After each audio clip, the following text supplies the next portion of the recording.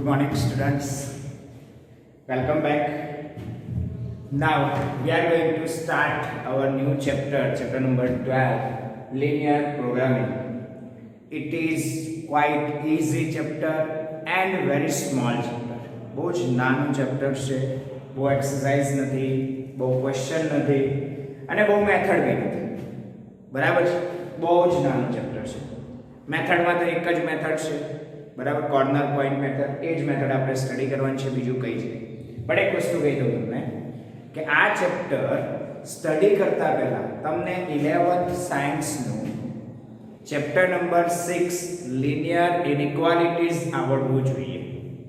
Linear inequalities આવડવું જોઈએ. એમાં બી બંને ટાઈપ્સની linear inequalities, linear inequalities in one variable as well as linear inequalities in two variable.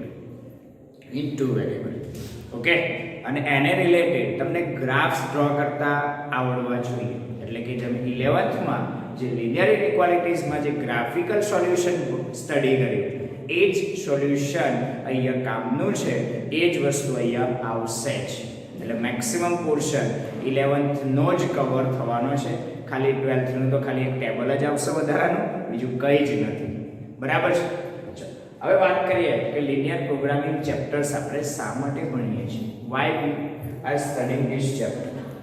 તો ઘણીવાર એવું થાય, some problems are there in which we want to maximise profit. ઘણીવાર એવા પ્રોબ્લેમ્સ આવે કે આપણે એવું વિચારતા હોય, આપણે પોતે બિઝનેસ લઈને બેઠા હોય, કોઈ પ્રોડક્શન લઈને બેઠા હોય, બરાબર છે, તો આપણું ટાર્ગેટ શું હોય? Maximise the profit. We have to maximise the profit or બીજો ટાર્ગેટ શું હોય? Minimise the cost. To minimise the cost. કોસ્ટને આપણે મિનિમાઇઝ કરવાનો ટાર્ગેટ હોય. કોસ્ટને કોઈ દિવસ કોઈ ઇન્ક્રીઝ કરવાનો ટાર્ગેટ ના રાખે. પ્રોફિટને કોઈ દિવસ કોઈ ડિક્રીઝ કરવાનો કે રિડ્યુસ કરવાનો ટાર્ગેટ ના રાખે. અને પ્રોફિટને મેક્સિમાઇઝ અને મેક્સિમમ પ્રોફિટ જોઈતો હોય અને મિનિમમ કોસ્ટ જોઈતી હોય. તો એને રિલેટેડ જે બી પ્રોબ્લેમ્સ આવે છે, એ પ્રોબ્લેમ્સને આપણે ઓપ્ટિમાઇઝેશન પ્રોબ્લેમ્સ કહીએ છીએ. Optimize that means maximize or minimize. Optimize માં બંને મીનિંગ આવી જાય, maximize or minimize. Okay, optimize નો મીનિંગ થાય maximize or minimize, means optimization, that means maximize or minimize. તો જે બી maximize or minimize ના પ્રોબ્લેમ્સ આવે, profit maximize આવે, cost minimize આવે, always remember this thing, and these problems are known as optimization problems. આ બધા પ્રોબ્લેમ્સને આપણે ઓપ્ટિમાઇઝેશન પ્રોબ્લેમ્સ થી નોન થઈશું. નેક્સ્ટ, હવે વાત કરી ઓપ્ટિમાઇઝેશન પ્રોબ્લેમ્સ માટે ઘણી બધી મેથડ્સ છે. There are many ways, many methods, but the important and special method, the special and very important method or class of optimization problems is LPP, linear programming problems. The very most important method or class is LPP, means linear programming problems. તો linear programming problems આપણા માટે બહુ જ important topic છે for optimization the પ્રોબ્લેમ્સમાં જે maximize કે minimize opting કરવાનું છે, એ તમે by use of linear programming problems solve કરશો. બરાબર છે? લિનિયર પ્રોગ્રામિંગ, જેવા વર્ડ નામ આપ્યું છે લિનિયર, પછી પ્રોગ્રામિંગ એટલે વન કાઇન્ડ ઓફ પ્રોગ્રામ છે, એને આપણે રન કરીને, જેવું તમે સી પ્રોગ્રામિંગમાં કંઈક ઇનપુટમાં આપ્યું હોય, એને રન કરીને કંઈક આઉટપુટ ઓબ્ટેન કરવાનો ટ્રાય કરે. એટલે કંઈક તમને ક્વેશ્ચન્સ આપ્યો છે અને એ ક્વેશ્ચન્સનું સોલ્યુશન ઓબ્ટેન કરવાનો ટ્રાય કરો છો. તો લિનિયર, અને એ જે પ્રોગ્રામ આખો છે રન કરો છો, આખી જે મેથડ છે, એ મેથડ ઇમ્પોર્ટન્ટ છે. તો linear programming problems. Okay, next one. The linear programming problems are much interest, આપણે એને વધારે ઇન્ટરેસ્ટ આપ્યો છે. કેમ? Why? Because of their wide applicability. એ ઘણી બધી જગ્યાએ એપ્લિકેબલ છે, ઘણી બધી જગ્યાએ યુઝફુલ છે. ક્યાં યુઝફુલ છે જોઈએ? ઇન્ડસ્ટ્રીમાં યુઝફુલ છે. કઈ રીતે તમને સમજાવું? સપોઝ તમે કોઈ ઇન્ડસ્ટ્રી લઈને બેઠા છો, તમારે પ્રોડક્શન કરવાનું હોય. ચલો, અમુક સિચ્યુએશનમાં તમારે ઘણીવાર પ્રોડક્શન વધારવું પડે. જેમ કે અત્યારે હાલ કોરોનાનું એક્ઝામ્પલ લઈ લો.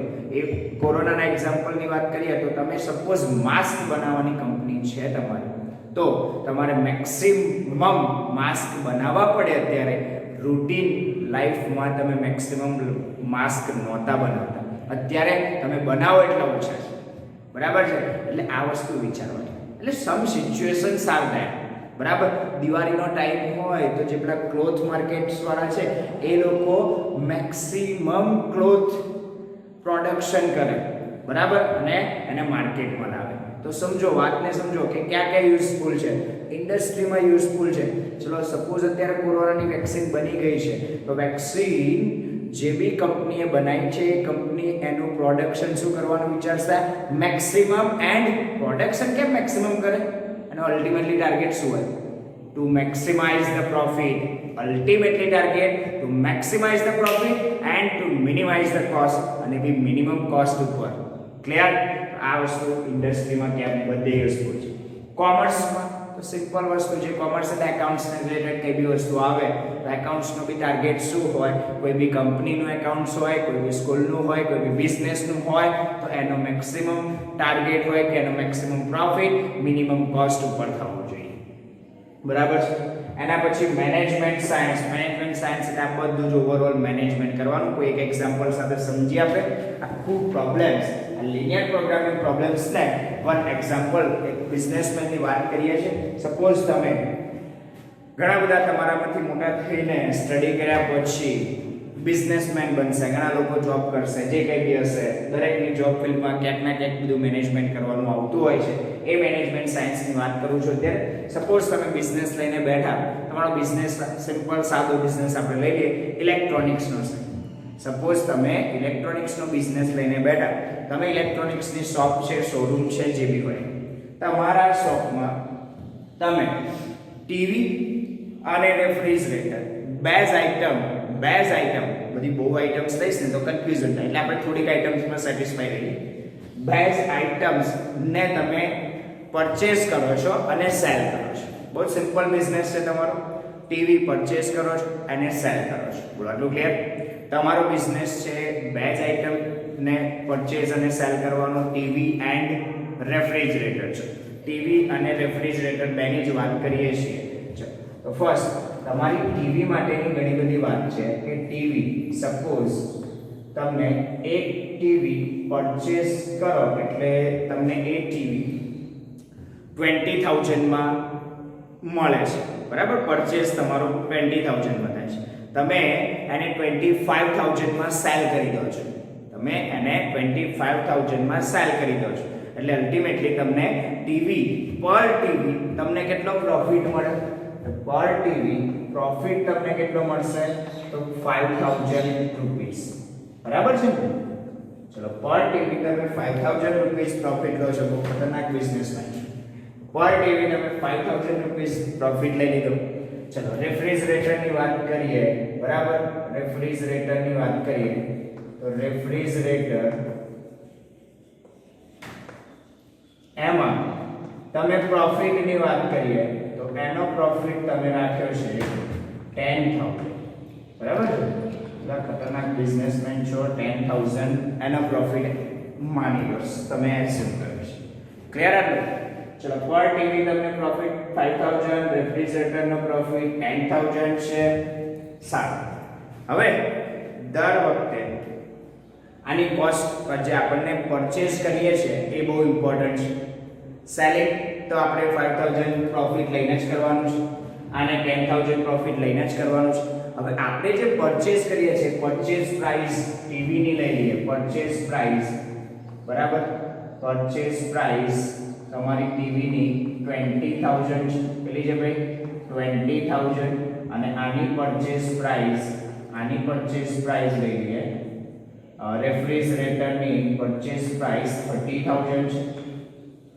ચલો, ક્લિયર?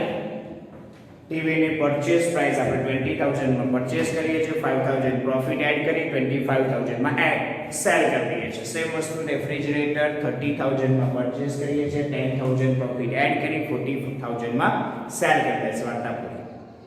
ના, હજુ વાર્તા નથી પૂરી થતી. હવે મેઇન ઇમ્પોર્ટન્ટ રોલ અહીં ચાલુ છે. તમારે ઓર્ડર કરવો છે. તમે નવી શોપ ખોલી રહ્યા છો, શોરૂમ બનાવી રહ્યા છો, તમારી પાસે હાલ કશું જ નથી, એક શોપ છે, બરાબર, એ શોપમાં તમારે કામ કરવાનું છે. તો પહેલું તો તમે ઓર્ડર કરશો જે તે કંપનીમાંથી, એ કંપની તમને એની ડિલિવરી આપશે. તો હવે તમારે ઓર્ડર કરતી વખતે ધ્યાન રાખવું પડશે, બહુ જ ઇમ્પોર્ટન્ટ વસ્તુ, કેટલા ટીવી મંગાવું, કેટલા refrigerator, how many TV and how many refrigerator you have to order to that company. તમે જે તે કંપનીને કેટલા ટીવી અને કેટલા રેફ્રિજરેટર ઓર્ડર કરો, દરેકની અલગ અલગ મેન્ટાલિટી હોય ને. બટ તમે ન્યૂ બિઝનેસ સ્ટાર્ટ કરી રહ્યા છો કાં તો રનિંગ બિઝનેસ છે, તો તમારે જ્યારે ઓર્ડર કરવાનો થાય તો તમે માર્કેટ ડિમાન્ડ ને જોવી પડે. ચલો માર્કેટ ડિમાન્ડ હું કહી દઉં તમને, જેટલા ટીવી રેફ્રિજરેટર ખરીદશો બધા જ વેચાઈ જવાના છે. ચલો આ એક બહુ જ ઇમ્પોર્ટન્ટ વાત છે, બધું વેચાઈ જવાનું છે એવું માની લઈએ, બરાબર છે. ચલો એ એક્સેપ્ટ કરી લીધું કે બધું વેચાઈ જવાનું છે, એટલે આપણે માર્કેટની કોઈ ઇશ્યુ લેવા દેવા નથી. તો પછી ઓર્ડર કેટલા કરો? 10 ટીવી ઓર્ડર કરો, 10 રેફ્રિજરેટર ઓર્ડર કરો, 10 ટીવી 10 રેફ્રિજરેટર, 20 ટીવી 20 રેફ્રિજરેટર. કોઈ કે ના સર મારે 10 ટીવી જોઈએ છે અને 20 રેફ્રિજરેટર જોઈએ છે. કોઈ કે ના સર મારે 5 ટીવી જોઈએ છે અને 10 રેફ્રિજરેટર જોઈએ છે. કોઈ કે સર મારે 25 ટીવી જોઈએ છે અને 25 રેફ્રિજરેટર. દરેકનો જે મેન્ટાલિટી છે ડિફરન્ટ છે. બટ બહુ જ ઇમ્પોર્ટન્ટ વાત હવે આવે છે, તમને ઘણીવાર જે બી એમાઉન્ટ તમારી પાસે પડ્યું છે, બરાબર, જે બી એમાઉન્ટ ઇન્વેસ્ટમેન્ટ એમાઉન્ટ છે એનું તો કંઈક લિમિટેશન્સ હશે ને કે, બરાબર છે. તમારી પાસે જે લિમિટેશન્સ છે એ છે, જો હવે લિમિટેશન્સની વાત કરું કે તમારી પાસે જે એમાઉન્ટ છે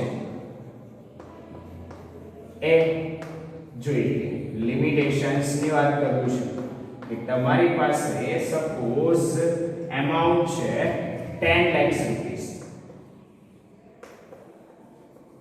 okay, 10 lakhs rupees investment amount છે.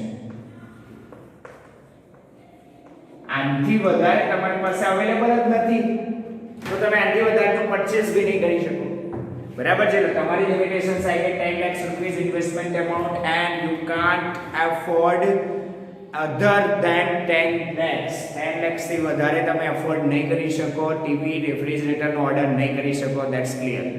બીજી વસ્તુ, તમે 10 lakhs માંથી 8 lakhs નો ઓર્ડર કરો, નો ઇશ્યુ, એ તમારા ઉપર ડિપેન્ડ છે.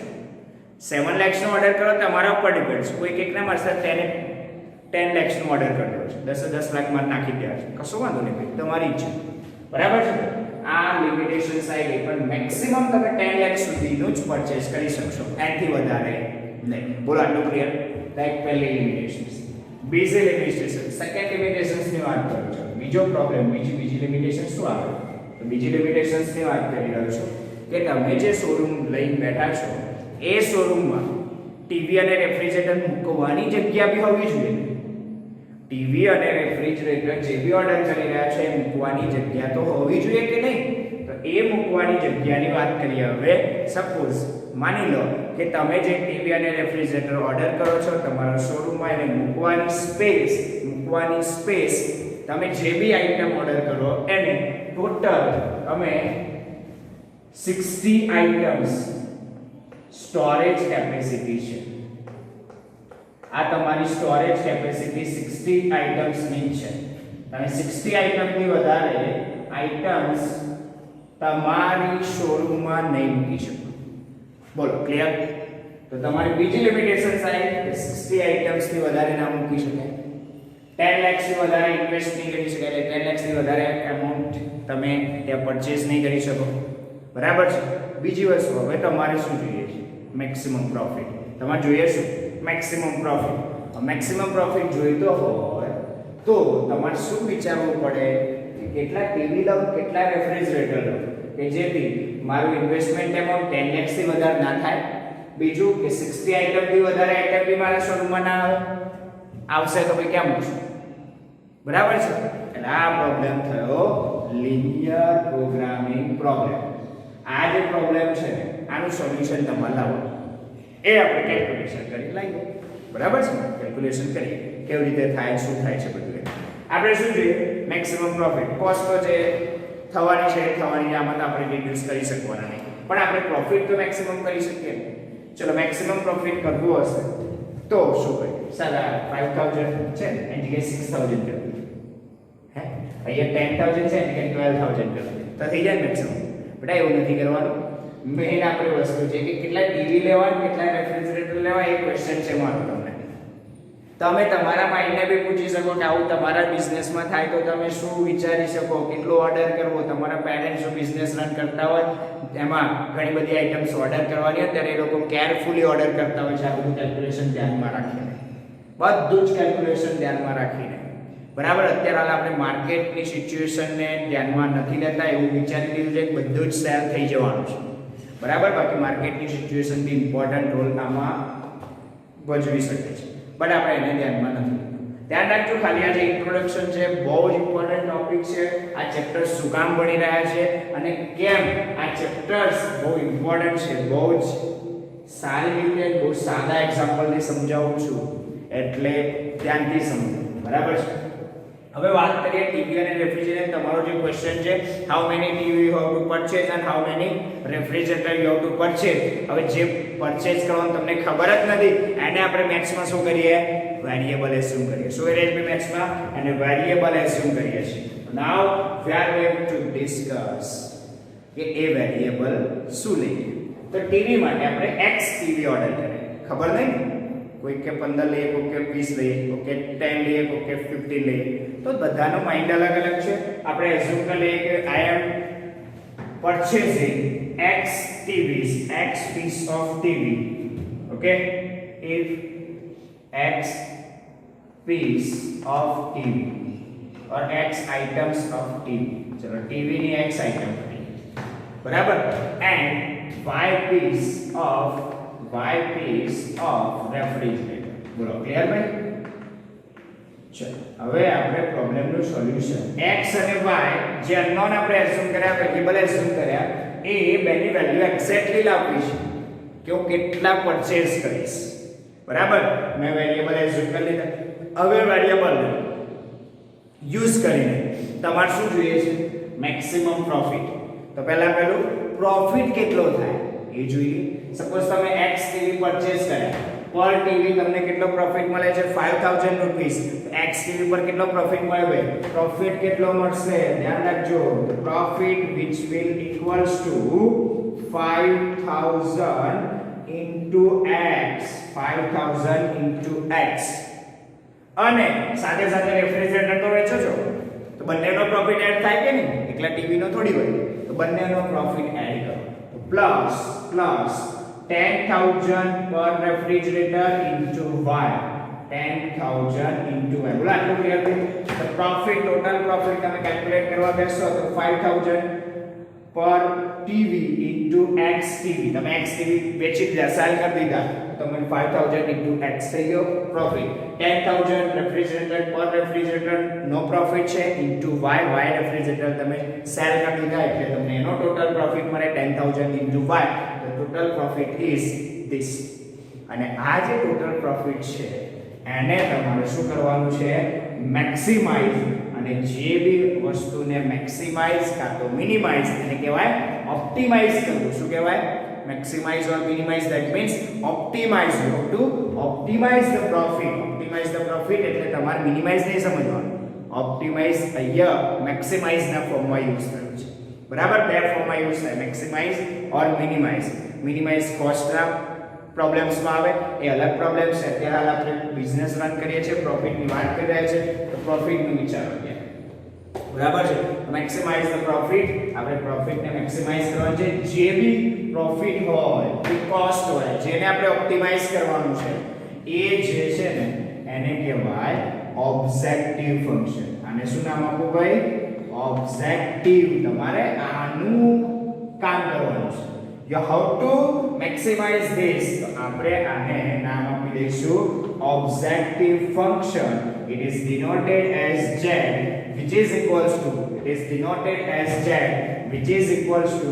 5,000x plus 10,000y. 5,000x plus 10,000y. Is it clear? બોલો ક્લિયર ભાઈ? જે બી તમારે ટર્મ છે એને ઓપ્ટિમાઇઝ કરવાની છે, એ ઓપ્ટિમાઇઝ કરવાની છે, એને ઓબ્જેક્ટિવ ફંક્શન કહેવાય. એને શું કહેવાય? તમારો ઓબ્જેક્ટિવ, તમારો ગોલ આ છે. તમારો ગોલ શું છે? Maximize the profit, means optimize the profit. That means this function is known as objective function. અને એને ડિનોટ કરશો હવે તમે z થી. z which is equals to 5000x plus 10000y. Clear? તો ફર્સ્ટ ટર્મ જે આપણા એલપીપી માં ઇમ્પોર્ટન્ટ છે એ આવી. એટલે તમારે કોઈ બી એલપીપી સોલ્વ કરવાનો આવે તો પહેલું તમારે શું ઓબ્ટેન કરવાનું? Objective function. ફર્સ્ટ શું ઓબ્ટેન કરવાનું ભાઈ? Objective function. પ્રોફિટ હોય તો પ્રોફિટ નું, કોસ્ટ હોય તો કોસ્ટ નું, કોઈ ચિંતા નહીં. બોલો ક્લિયર ભાઈ? તો ઓબ્જેક્ટિવ ફંક્શન પહેલા ઓબ્ટેન કરવાનું. ચલો ઓબ્જેક્ટિવ ફંક્શન તમને ક્લિયર થઈ ગયું. પહેલો ટાર્ગેટ આપણો પૂરો થયો. હવે વાત આવી તમારી લિમિટેશન્સ. તો આ જે લિમિટેશન્સ છે એ લિમિટેશન્સ ને આપણે શું નામ આપી શકીએ? કન્સ્ટ્રેન્ટ્સ. શું નામ આપીશું? કન્સ્ટ્રેન્ટ્સ. એનું બીજું નામ છે કન્સ્ટ્રેન્ટ્સ. મતલબ એની લિમિટેશન્સ. બરાબર? આ લિમિટેશન્સ નું બીજું નામ આપીશું કન્સ્ટ્રેન્ટ્સ.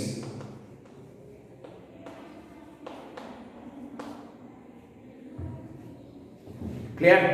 ચલો તો આપણે આ લિમિટેશન્સ નું બીજું નામ છે કન્સ્ટ્રેન્ટ્સ. હવે વાત કરીએ છીએ કન્સ્ટ્રેન્ટ્સ ની. એના પહેલા બે ઇમ્પોર્ટન્ટ ટર્મ બીજી આવશે, decision variable.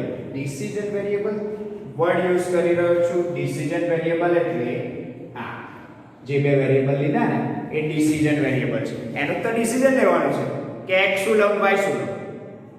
We have to decide that the value of x and y, that means they are the variables and they are known as decision variables. Decision variables ની એક important term છે. કઈ બધી definition એ નથી લખી રહ્યો. અહીં હું બધી ડેફિનેશન નથી લખી રહ્યો, બરાબર છે? પણ હું ડેફિનેશન્સ માટે એક ફાઇલ તમને WhatsApp યા Google Classroom થ્રુ તમને મોકલાઈ દઈશ. Don't worry about this. Decision variables એ બધું લખવા જઈશ ને તો નહીં બોર્ડ પર આવી જાય. ઓકે, ચલો ડિસિઝન વેરિએબલ્સ એટલે તમે કયા વેરિએબલ્સ એઝ્યુમ કરો છો? x y. કોઈકવાર 4-5 વેરિએબલ હોય, 4-5 આઈટમ હોય તો મેં બે આઈટમ લીધી. 4-5 આઈટમ મેં હમણાં જ કહ્યું કે બે આઈટમ એવું જરૂરી નથી. તો તમે x y કે z ના લેતા. z આપણે ઓબ્જેક્ટિવ ફંક્શન માટે યુઝ કરી લીધું છે ઓલરેડી. એટલે આપણે એ ટાઈમે શું લઈએ? x1 x2 x3 x4 x5. એટલે આપણે variables x1 x2 x3 x4 x5 ના ફોર્મમાં લઈએ. 5 આઈટમ્સ હોય તો. ક્લિયર? તો ડિસિઝન વેરિએબલ્સ અત્યારે કયા છે? x and y. Clear? Decision variables કોને કહેવાય, કેમ કહેવાય? રીઝન સાથે ક્લિયર સમજો ભાઈ. આ ડિસિઝન વેરિએબલ છે અને આની જે વેલ્યુ આવે એના ઉપર જ આપણો પ્રોબ્લેમ છે અને એ જ તો આપણે સોલ્વ કરવાનું છે. આપણું ડિસિઝન તો એ જ છે. ચલો ડિસિઝન વેરિએબલ્સ ક્લિયર? ઓકે. હવે નેક્સ્ટ વાત આવશે કન્સ્ટ્રેન્ટ્સ ની. તો કન્સ્ટ્રેન્ટ્સ ની વાત બહુ જ ઇમ્પોર્ટન્ટ છે. હવે કન્સ્ટ્રેન્ટ્સ માં જતા પહેલા બીજી ઇમ્પોર્ટન્ટ વાત જે ડિસિઝન વેરિએબલ છે એ ઓલવેઝ કેવા હોય ભાઈ? Non negative.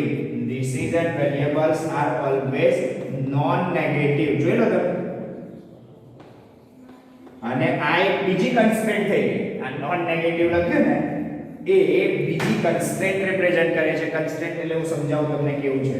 લિમિટેશન્સ કહેવાય. ચલો ડિસિઝન વેરિએબલ્સ x અને y કોઈ દિવસ નેગેટિવ નહીં હોય, મતલબ નોન નેગેટિવ હોય. નોન નેગેટિવ હોય, હા 0 હોય કોઈ વાંધો નહીં. 0 ટીવી પરચેસ કરો, બધા રેફ્રિજરેટર પરચેસ કરો, કોઈ કેવું બી કે ચાલે, એનો કોઈ ઇશ્યુ નથી. બરાબર? હા, કોઈ એમ પિક્ચરમાં રેફ્રિજરેટર લેવું નહીં, બધા ટીવી લેવા છે તો એ વાંધો નહીં, કોઈ ઇશ્યુ નહીં. એનો કોઈ ઇશ્યુ નથી આપણને. પણ માઇનસમાં હોય -3 ટીવી પરચેસ કરો અને -5 રેફ્રિજરેટર પરચેસ કરો, કોઈ છે એવો કોઈ બિઝનેસમેન એવું કરે? ના, ધીસ ઇઝ નોટ પોસિબલ. એટલે કે ડિસિઝન વેરિએબલ્સ તમારા જે બી હશે એ નોન નેગેટિવ હશે. નોન નેગેટિવ એટલે કે x ની value always greater than equals to 0. Equals to 0 possible છે, otherwise greater than equals to 0 and y is also greater than equals to 0 અને y ની value B greater than equals to 0 છે. આ non negative constraint થઈ ગઈ. આ non negative constraint થઈ ગઈ. આ બે કન્સ્ટ્રેન્ટ ને શું નામ અપાય? Non negative constraint. મતલબ લિમિટેશન્સ ભાઈ. x ની value positive or equals to 0 હોય, નેગેટિવ ના હોય એની લિમિટેશન્સ થઈ ગઈ, નેગેટિવ નહીં હોય એની લિમિટેશન્સ. તો આ જે બે કન્સ્ટ્રેન્ટ છે એ નોન નેગેટિવ કન્સ્ટ્રેન્ટ થી ઓળખાય છે ભાઈ. They are known as non-negative constraint. Okay, non-negative constraint. આ બંને non-negative constraint છે અને આ ઓલવેઝ બધા પ્રોબ્લેમમાં હશે. આ બંને જે બી વેરીએબલ x અને y જેટલા બી વેરીએબલ્સ છે બધા માટે આ તો હશે જ, એટલે કે non-negative constraints already there. બરાબર, એટલે આ બે constraints તો ઓલવેઝ લખી દેવાની. તમારો ટાર્ગેટ શું હોય? ક્વેશ્ચન એલપીપી જનરેટ કરવાનું, એટલે ફોર્મ્યુલેશન ઓફ એલપીપી. બરાબર, અને એનું સોલ્યુશન તો પછી આપણે જોઈએ છે, એ નેક્સ્ટ લેક્ચરમાં જોઈશું. અત્યારે હાલ ખાલી એલપીપી સ્ટડી કરીએ છીએ, ઇન્ટ્રોડક્શન. એલપીપી જનરેટ કરવાનું હોય ને, એલપીપી જનરેટ કરવા માટે તમારે બે વસ્તુ જોઈએ. એક જે ફંક્શન છે જેને મેક્સિમાઇઝ ઓર મિનિમાઇઝ મતલબ ઓપ્ટિમાઇઝ કરવાનું છે, અને ઓબ્જેક્ટિવ ફંક્શન એટલે z ઇક્વલ્સ ટુ જે બી આપ્યું હોય. સેકન્ડ, ડિસિઝન વેરીએબલ્સ તમે જે લીધા એના ઉપરથી તો બધું બનતું હોય છે, એટલે જેટલી બી કન્સ્ટ્રેન્ટ બનતી હોય બધી કન્સ્ટ્રેન્ટ્સ અહીં લિસ્ટ આઉટ કરવાની હોય. એમાં આ બે કન્સ્ટ્રેન્ટ્સ એવરગ્રીન છે, ઓલવેઝ હોય. Non negative constraints always are there. x greater than equals to 0, y greater than equals to 0, always there. Clear? હવે વાત કરીએ છે આ બંને. આ બે બી આપણી લિમિટેશન્સ છે, that means they are known as constraints. તો આપણી કન્સ્ટ્રેન્ટ છે 10 lakhs ઇન્વેસ્ટમેન્ટ એમાઉન્ટ છે, એટલે આપણું ઇન્વેસ્ટમેન્ટ એમાઉન્ટ મેક્સિમમ 10 lakhs, એનાથી ઓછો હોય તો ચાલે. ચલો હવે ઇન્વેસ્ટમેન્ટ કરીએ છીએ તો આપણે જે પરચેસિંગ પ્રાઇસ છે એના ઉપર કરીએ. સપોઝ હું ટીવી x આઇટમ પરચેસ કરું છું, પરચેસ અમાઉન્ટ પર પીસ છે 20000, તો હું x આઇટમ પરચેસ કરવા માટે કેટલા રૂપીસ ઇન્વેસ્ટ કરી રહીશ? 20000 into x. I am investing 20000 into x. I am investing 20000 into x for TV, for purchasing TV. Same way, for purchasing the refrigerator, I am investing 30000 into y. પર refrigerator નું investment amount 30000 છે, અને total કેટલા તમે refrigerator purchase કરો છો? તો y refrigerator purchase કરો છો, એટલે 20000x અને અહીંયા 30000y, અને આ બંનેનું એડિશન એ ટોટલ તમે પરચેસ જે બી બિલ બનશે એને આપશો ને, આ બંનેનું ટોટલ થાય એ તમે જે તે કંપનીને પે કરશો, અને આ બંનેનું એડિશન 10 lakhs થી મોર ના થવું જોઈએ. મતલબ કે 10 lakhs હોય તો ચાલે? યસ. 10 lakhs થી લેસ હોય તો ચાલે? That means this amount must be less than or equals to 10 lakhs. This amount must be less than or equals to 10 lakhs. Clear? This is the important constraint. So first constraint ને મેં represent કરી variable decision variables ના ફોર્મમાં properly. બોલો study થઈ ગયું? ખબર પડી ગઈ ભાઈ આ વસ્તુ? હવે જે વાત કરું છું એ બહુ ધ્યાન રાખજો. હવે બીજી constraint છે. સેકન્ડ constraint શું છે? 60 આઇટમ્સ તમારી સ્ટોરેજ કેપેસિટી છે. તો તમે શું કરશો? જેટલા બી ટીવી એટલે x ટીવી પરચેસ કર્યા, જેટલા બી રેફ્રિજરેટર મતલબ y રેફ્રિજરેટર પરચેસ કર્યા, એ બંનેનું addition should not exist 60, means 60 હોય, અધરવાઇઝ એનાથી લેસ હોય તો ચાલશે. બરાબર છે?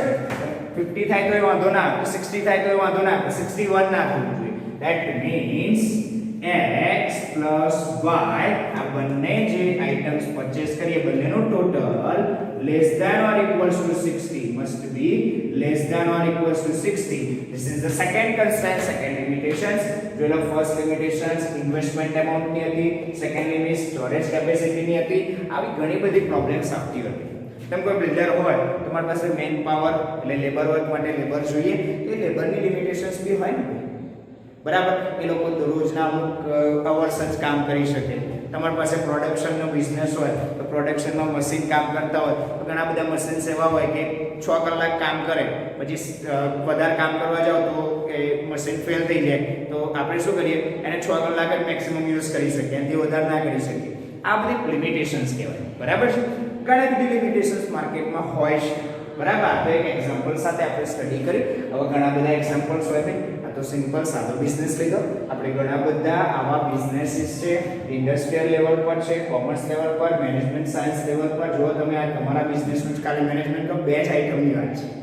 હવે જે મેઇન ઇમ્પોર્ટન્ટ વાત ચાલુ થાય ને, તમારી પાસે થઈ ગયું objective function, decision variables, non negative constraints હોય બે, એ ઓલવેઝ ધેર.